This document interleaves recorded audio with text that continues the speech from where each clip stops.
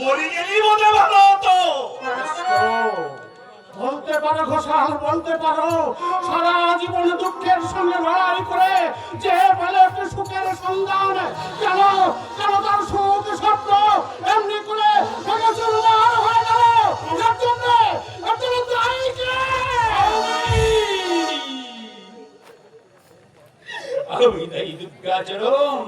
ঘোষাল বাবা, হ্যাঁ রে বিলাস, হ্যাঁ আমি তাই। আমার দোষে হাসি খুশি ভরা মেয়েটার জীবন শেষ হয়ে গেল। হাসি হারে কান্না নেমে এলো, নষ্ট হলো অভিজাত ঘোষাল বাড়ির ঐতিহ্য। কেষ্ট, ছেলেবেলায় তুই এখানে এসেছিলি, বুড়ো হয়ে মরতে চললি। তোর প্রতি অনেক দুর্ব্যবহার আমি করেছি, তবে তোদের সকলের কাছে আমার একান্ত অনুরোধ, জীবনের সন্ধ্যাবেলায় আমার পাপের প্রায়শ্চিত্ত করতে দে। একবার আমাকে নিয়ে চল আমার মা মরা মেয়েটার কাছে, দেখে আসি সে কত নরক যন্ত্রণা ভোগ করছে। বাবু, আমি যেতে পারবো না, আমি যেতে পারবো না। তাকে আমি বাবু চলে গেল, চলে গেল সারা শরীর আমার।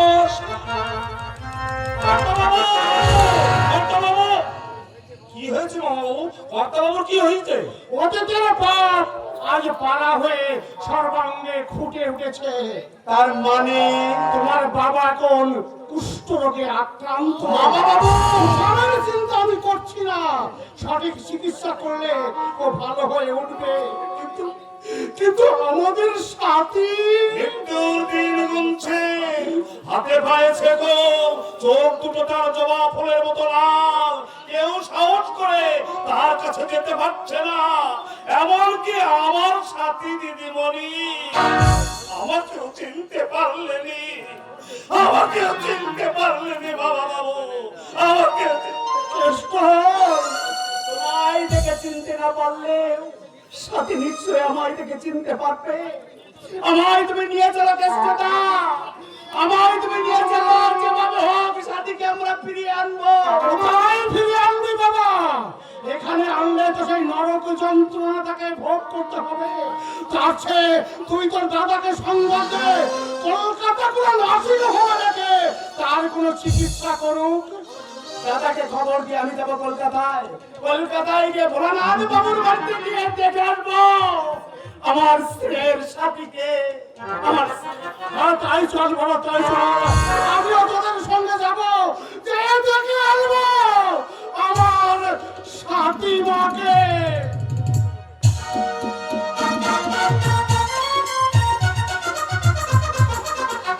খুনি লম্পট মাথা আমার ভগ্নপতি, তার জন্য আমার মান সম্মান না করলে আইনের কাছে কিছুতেই ক্ষমা পাবে না।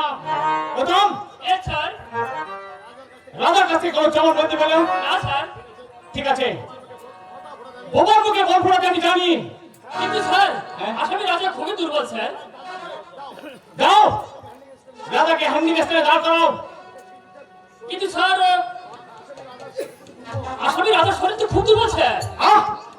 কথা না বাড়িয়ে তুমি এক্ষুনি যাও। ঠিক আছে স্যার।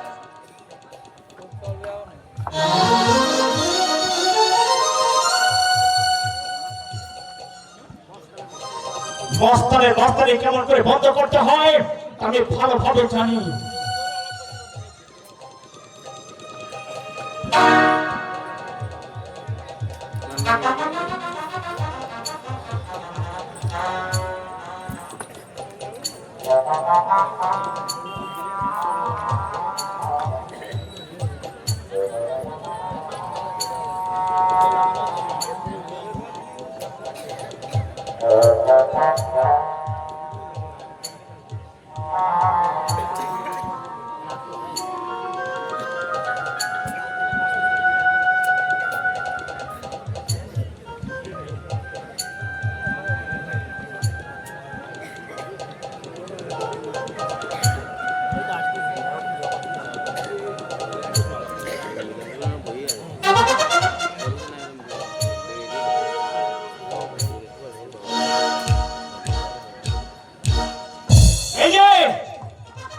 নারীর উপর রাজা বাবু, এটা আমার মাস্তানি করে কতগুলো নারী সর্বনাশ তুমি করেছো। কি হলো, উত্তর দাও। কি উত্তর দেব অফিসার? আপনার প্রশ্নের উত্তর আমি জানি না। ছাড়ো!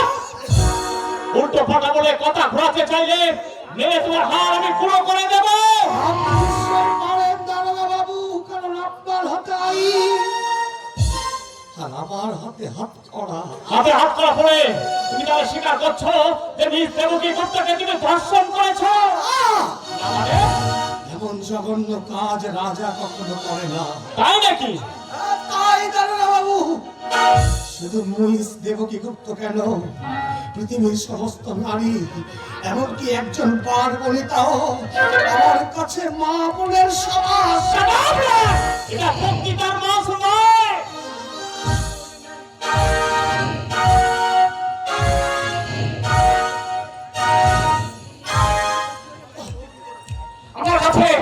আমার কাছে বহু রিপোর্ট আছে।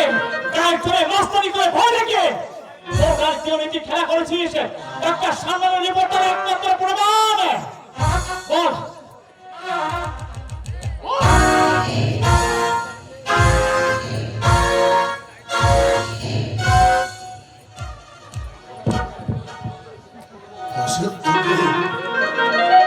অসত্যকে সত্য বলে কেমন করে স্বীকার করবো দারোগা বাবু? ওই ডাক্তারের রিপোর্ট সম্পূর্ণ মিথ্যে। আপনি বিশ্বাস করুন। বিশ্বাস? বিশ্বাস তোকে ভালোবাসার অভিনয় সাথীকে ভুলিয়ে কৌশলে তুই তাকে বিয়ে করে তুই তাকে খুন করেছিস। খুন করেছি।